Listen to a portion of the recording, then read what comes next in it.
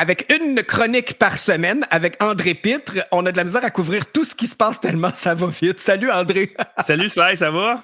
Ça va très bien, mais là apparemment Trump déteste Poilièvre. On se demandait quand est-ce qu'il allait se rencontrer pour discuter, parce que là, il y a Mark Carney là, qui est non élu, mais qui fait déjà des voyages là, sur le dos des contribuables. Puis lui, il a été en Europe. Au lieu de régler les choses urgentes que Trump a commencé.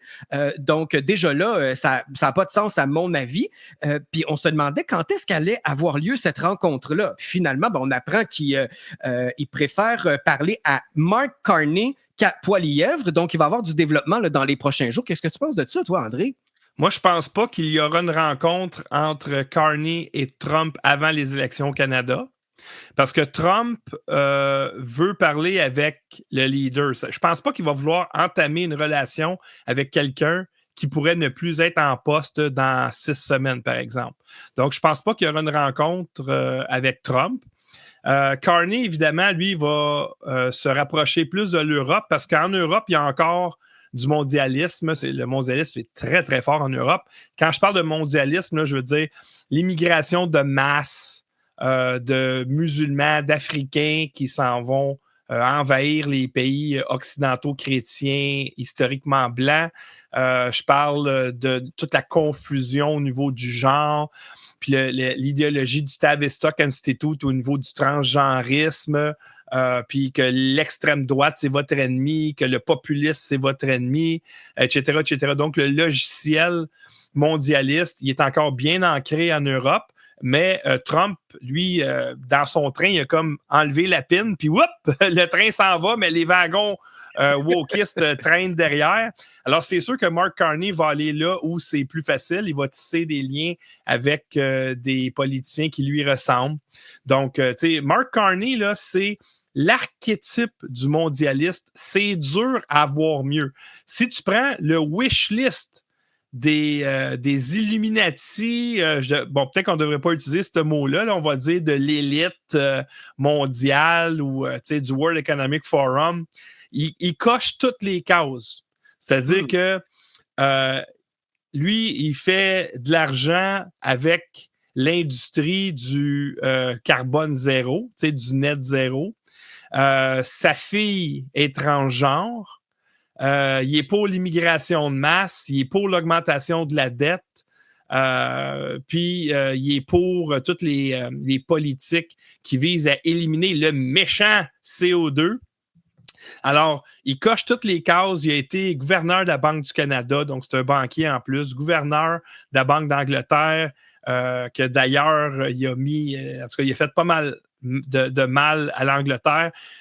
Mark Carney est pas vendable en Angleterre. OK, je te le dis tout de suite, là, ils l'haïssent. Okay? Ils l'ont mis dehors. Je ne sais pas s'ils l'ont mis dehors, mais ils ont un très, très mauvais souvenir de Mark Carney. Okay? Quand tu parles aux politiciens là-bas, puis même aux chroniqueurs dans les médias, Mark Carney, c'est pas quelqu'un qui est aimé là-bas. Parce qu'il a fait beaucoup de tort, il a imprimé bien trop d'argent, il a causé une inflation monstre, puis il a amené le pays sur le bord de la faillite. Ce qu'il va faire, en fait, c'est ce que Trudeau a fait au Canada, il a amené le pays au bord de la faillite. Puis c'est qui disait ça? Il y avait un politicien au Québec qui avait dit le Parti libéral nous a emmenés au bord du précipice. Avec nous, on va faire un pas en avant. Je pense que c'est Camille Sanson qui avait sorti une affaire de même. Donc, Carney, c'est exactement ça. Carney, c'est le pas en avant pour tomber dans le précipice. Mais donc, c'est ça que j'allais dire, André, puis je veux savoir qu'est-ce que tu penses de ça. Moi, je pense que si Trump préfère parler à Mark Carney qu'à Poilièvre, c'est parce que les libéraux ont tellement affaibli le Canada. Puis lui, Trump, il parle encore du 51e État des États-Unis. Donc, pour faciliter sa tâche à lui, là, il veut que le Canada continue de s'affaiblir pour que ça vaille plus rien. Comme ça, il est en position de négocier. Est-ce que je me trompe? Moi, je ne vois pas ça de même pantoute parce que le Canada, évidemment, il a été très, très, très affaibli. Et on a été affaibli pas à cause des États-Unis. On a été affaibli à cause de nos politiciens. Les politiciens corrompus, compromis, au service de la Chine. Probablement que la Chine a des photos, des vidéos compromettant sur beaucoup de politiciens canadiens. pas juste dans le Parti libéral, dans d'autres partis aussi. Donc, le parti, pas le parti, mais plutôt le pays s'est affaibli à cause des politiques dévastatrices canadiennes avec l'immigration de masse, l'augmentation fulgurante de la dette. Le COVID, il n'y a pas eu de surmortalité au Canada pendant la période COVID, mais c'est pas grave, on achète 10 doses par habitant, puis les pires restrictions au monde avec la Nouvelle-Zélande, avec peut-être... il y a un pays qui a été pas mal élevé aussi en Europe, où que si tu n'étais pas vacciné, tu avais une amende de 5 000 des affaires de fou. Là. Ouais.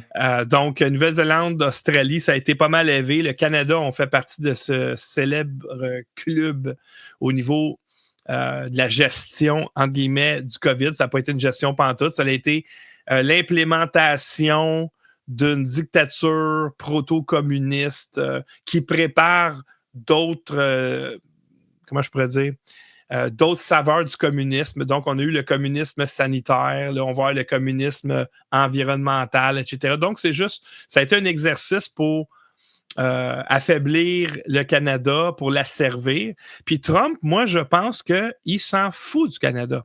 Il s'en fout complètement. Ben, il a dit qu'il n'y avait pas besoin de rien du Canada. Ah, non.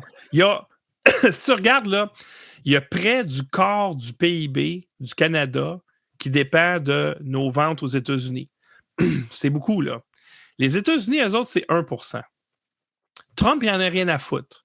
Tu sais, les États-Unis puis le Canada, c'est des bons voisins. Tu sais, tu as des États et des provinces limitrophes là, qui sont proches de la frontière, font affaire entre eux autres, ça se serre la main, c'est tout content de se voir. Je le sais, je l'ai fait, ça. J'ai voyagé aux États-Unis, puis ça fait longtemps que les Américains nous voient comme juste un autre État américain. Ça, c'est comme ça qu'ils voient les choses, eux autres. Nous, les Canadiens, on ne se voit pas de même, eux autres, ils nous voient comme ça.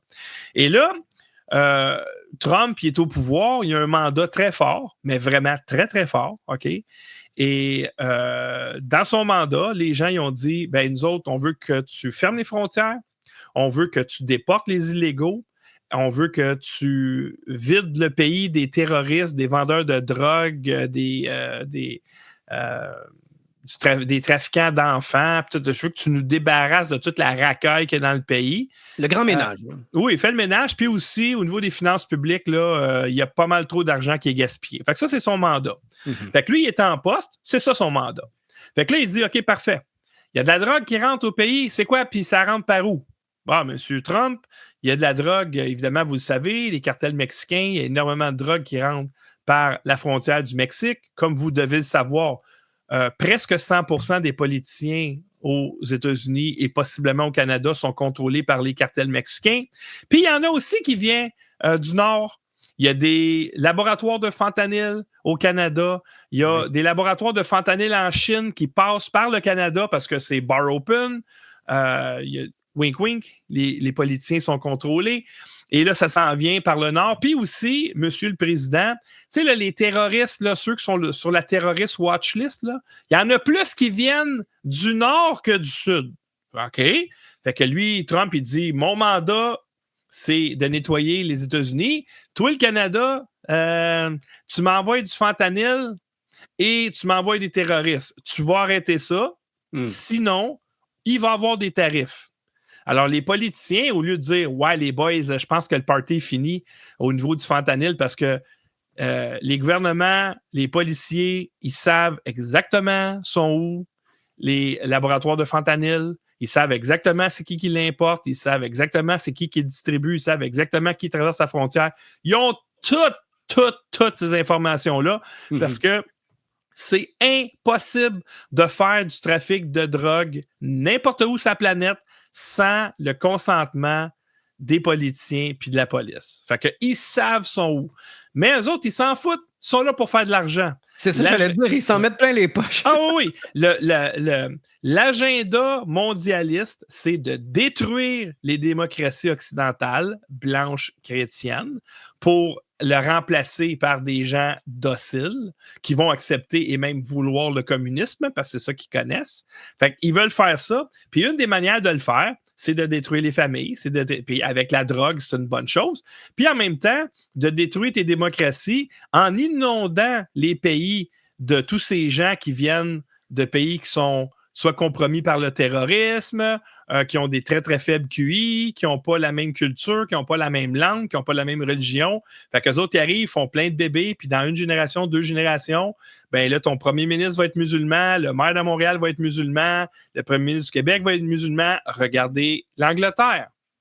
T'sais, regardez les candidats que présente Carney lors des prochaines élections. Alors, la démographie détermine la démocratie. Je peux vous dire tout de suite que le Canada sera musulman dans maximum 25 ans.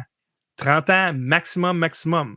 Fait que c'est ça qu'ils veulent. Là, Trump, là, le Canada, là, il y a d'autres choses à fouetter que ça. Et c'est pas qu'il haït Poilievre. Il haït pas Poilievre.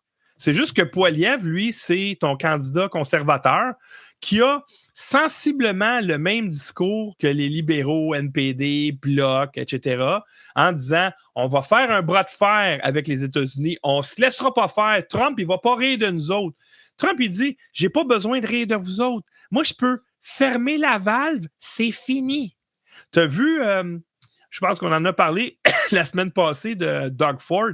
Doug Ford, il s'est assis puis il a fermé sa gueule, hein?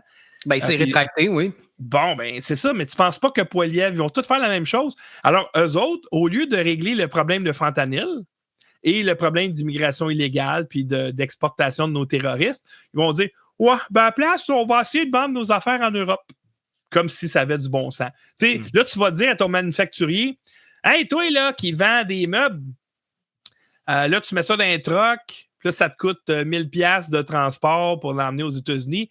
Bien là, ça va aller par bateau, puis ça va t'en coûter 6000$. C'est brillant, ça. Mais on ne veut pas payer les tarifs. Fait que là, les manufacturiers vont dire « Ouais, mais c'est parce que ça me coûte plus cher dans même. Je peux payer un tarif de 25%, c'est encore moins cher que de shipper en Europe. Mais c'est pas grave, nos politiciens, eux autres, c'est 100% du temps du window dressing, de l'astroturf. Ça a l'air beau, ça sonne bien, j'aime comment ça sonne dans mes oreilles. On va faire ça, c'est pas grave. La population, le temps qu'ils s'en rendent compte, on va être dans le communisme, puis moi, je vais être à quelque part là, avec mes milliards. Mais là, tu trouves pas que Poilievre il a perdu un peu de poil? Oui. Parce que ces récentes déclarations, là, ça nous fait déchanter un peu, non? Il est pogné entre l'arbre et l'Écosse, le pauvre Pierre Poilievre, parce que si Trump te soutient, tu es stigmatisé. C'est-à-dire que Danielle Smith, la première ministre de l'Alberta, est allée rencontrer Trump, aucun problème, parce qu'en Alberta, c'est très conservateur, puis c'est pas mal vu d'être un ami de Trump. C'est sûr que les médias vont démoniser Danielle Smith, mais ça pogne pas. Ça pogne pas avec les Albertains qui sont beaucoup plus conservateurs.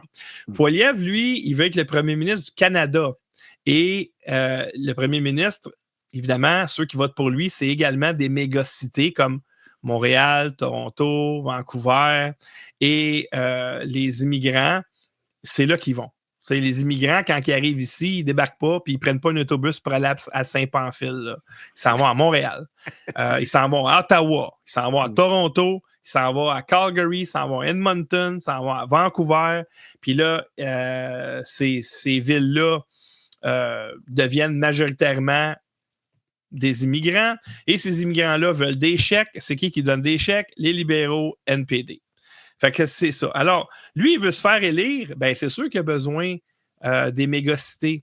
Fait qu'il ne peut pas prendre une posture où il serait le moindrement aligné avec les politiques de Trump. Mais là, il est fait parce que si il ne défonce pas ce mur du son-là, il va exploser. Donc, moi, je pense, par exemple, que le dommage que les libéraux ont fait depuis presque 10 ans sont tellement grands qu'il y a beaucoup de gens qui ont déchanté puis qui vont voter pour le parti qui est le plus susceptible d'être tassé. C'est pour ça qu'il est possible que le NPD perde des plumes. Il est possible que le Bloc perde des plumes parce que les gens disent on peut plus prendre la chance d'avoir un autre gouvernement libéral. Présentement, les sondages sont très exagérés en faveur des libéraux. Ça ne change pas vite de même un électorat et tous les partis après 2 mandats, souffrent d'une fatigue. C'est très, très rare qu'un même parti peut être au pouvoir plus que 2 mandats complets, je veux dire, 2 mandats de 4 ans. Surtout Donc, quand ça va mal, puis que on s'en ressent là, d'un bout à l'autre du pays. Là, on a appris hier, André, que Mark Carney va dissoudre le Parlement et déclencher des élections fédérales ce dimanche. ouais. Donc, il se lance dans une campagne électorale à peine une semaine et quelques après avoir été assermenté comme premier ministre et puis après avoir formé un cabinet là, de 23 ministres. Il a été quand même vite. Hein, il n'a pas été élu, il a juste été remplacé puis il est déjà parti en grand. Mais là, il y a des élections et je pense que ça va donner raison à Gilbert Thibodeau hein, parce que il avait prévu des élections ce printemps.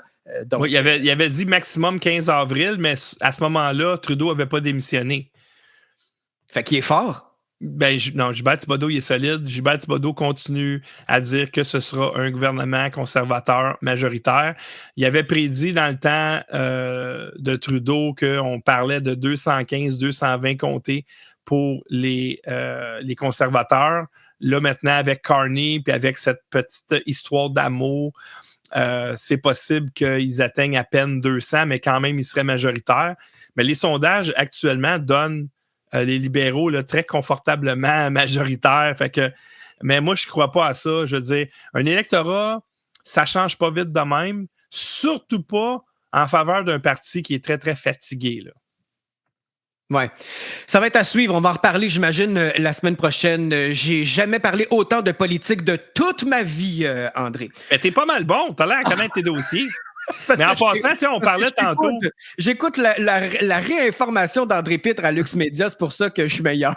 Mais on parlait tantôt Trump qui semble préférer Carney parce que Carney est plus faible que Poilievre, mais c'est pas ça pantoute. C'est juste que Trump, oubliez pas, le Trump, c'est le troll en chef. D'après moi, il est en train de fouetter il fouette Poilievre parce que tu veux pas te faire dire par Donald Trump, qui est en poste, président aux États-Unis, qui a un mandat extrêmement fort, que je l'aime pas, lui. Puis qui est stupide. Tu veux pas ça. Ouais. OK, tu veux pas ça. Il y a quand même... Moi, je te le dis, là, je suis allé dans des rallyes conservateurs. Il y en a beaucoup de casquettes MAGA.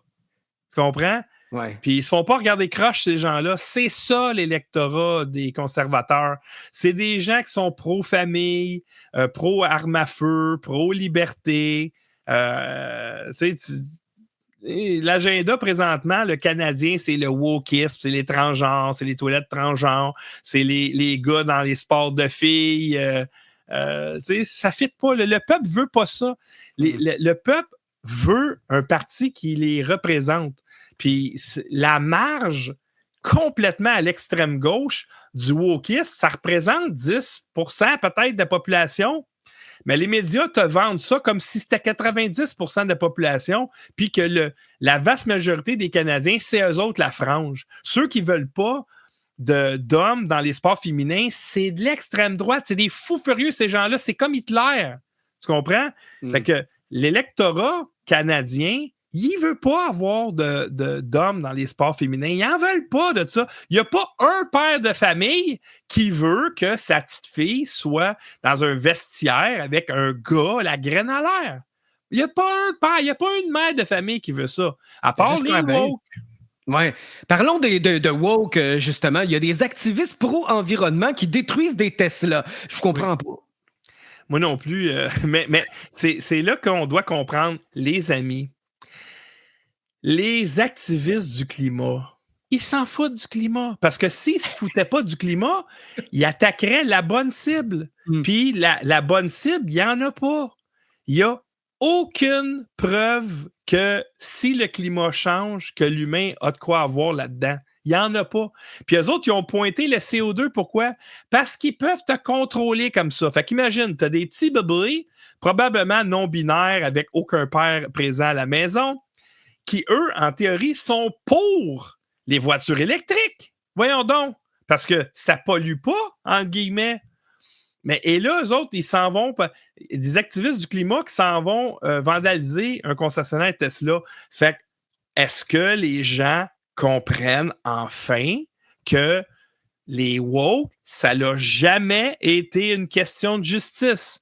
Ça n'a jamais été une question de climat. Ça n'a jamais été une question d'éducation. Ça n'a jamais été une question politique. C'est une question de contrôle. Qui contrôle l'argent?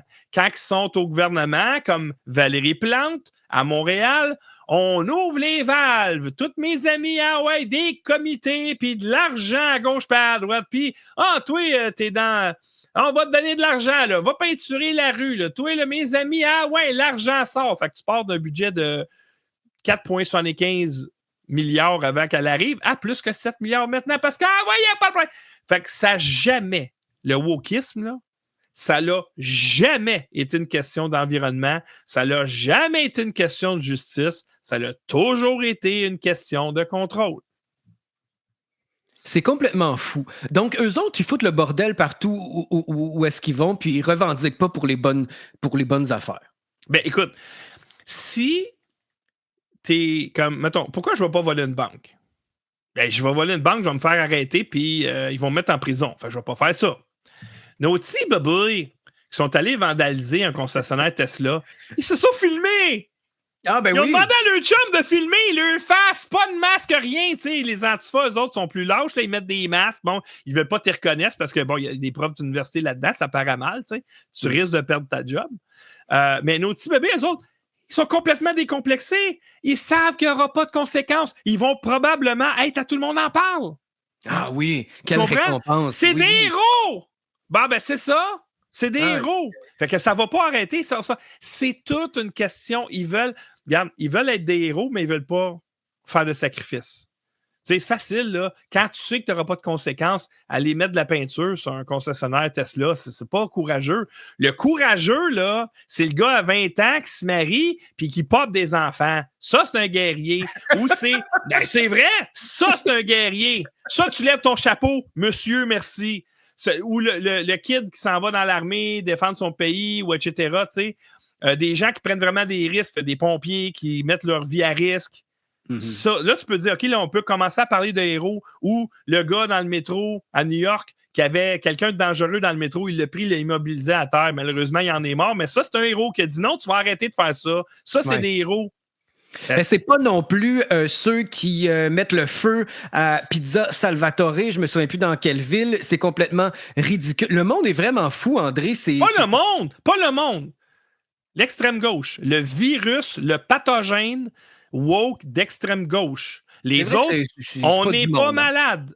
Tout est correct. Nous autres, notre santé mentale va très bien. Oui. Le pathogène woke, c'est attaqué à une frange de gens et c'est ces gens-là qui sont violents. Évidemment, le CEFIR va fermer les yeux. La chaire de recherche de l'UNESCO va fermer les yeux. Le Centre contre la radicalisation menant à la violence à Montréal va fermer les yeux parce qu'eux autres, ce qui les intéresse, c'est y a-tu quelqu'un qu'on peut étiqueter d'extrême droite qui va faire quelque chose de répréhensible pour qu'on puisse amplifier ça? C'est à ça que ça sert.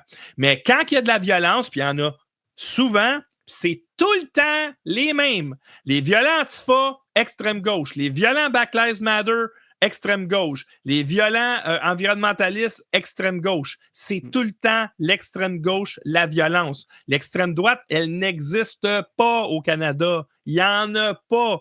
Il y a des groupes qui sont beaucoup plus radicaux que j'ai vus. Ça arrive même pas proche de la violence décomplexée de l'extrême gauche. Fait que c'est pas le monde est rendu fou.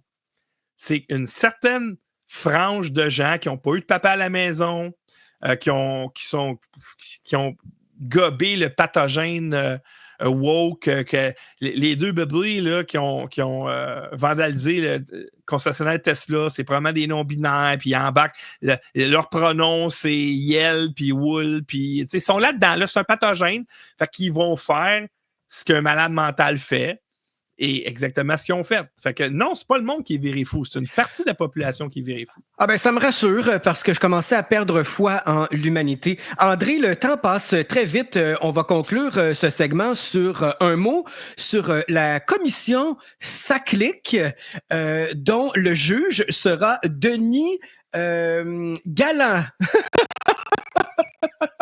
Ça, j'aimerais ça que Ken commente là-dessus, là. C'est le même que la commission Charbonneau. Fait que ça va tourner en rond. Ça a fait de quoi, la commission Charbonneau? Aucune tape ses doigts, aucune réprimande, personne en prison. Fait qu'on a fait ça a été du window dressing. Dans le sens que, comme Ken m'avait dit, regarde André, il voulait comme...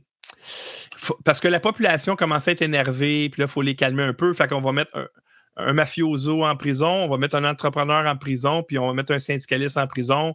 Merci, bonsoir, on a fait notre job.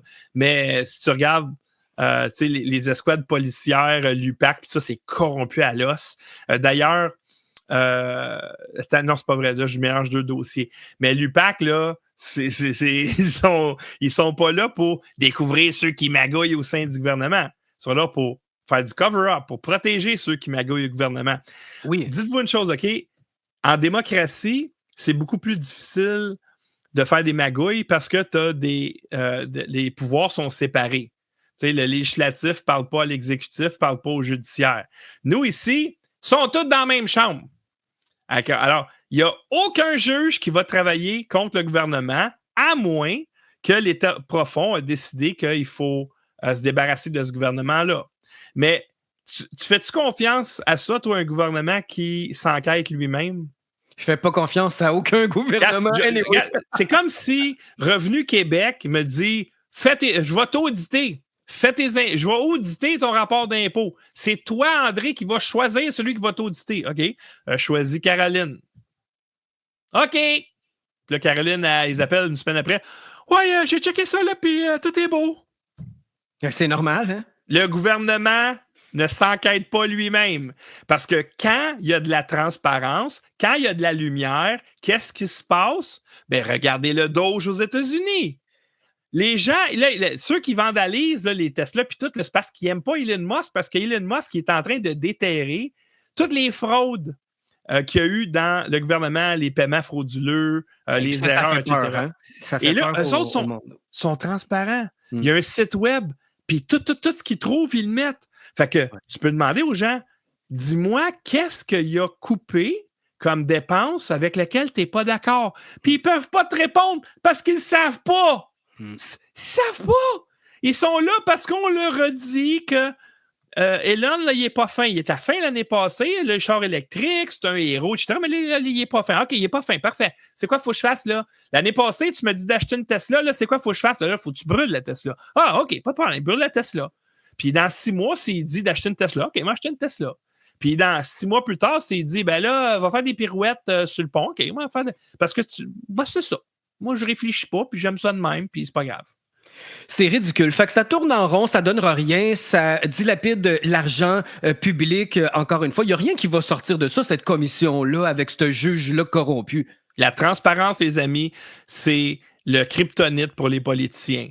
Dès qu'il y en a un petit peu, il faut le Doge, c'est un exemple. Ouais. Alors, vous pouvez être sûr et certain qu'il n'y a rien qui va sortir d'aucune commission au Québec ou au Canada parce que les dés sont pipés. Il n'y a pas de transparence. La personne, comme Ken Pereira, qui lui a mis la lumière sur des fraudes, il n'a plus jamais retravaillé au Québec. C'est drôle, hein? Fait que, qu'est-ce que je te dise? On se demande pas pourquoi. Les commissions, oubliez ça.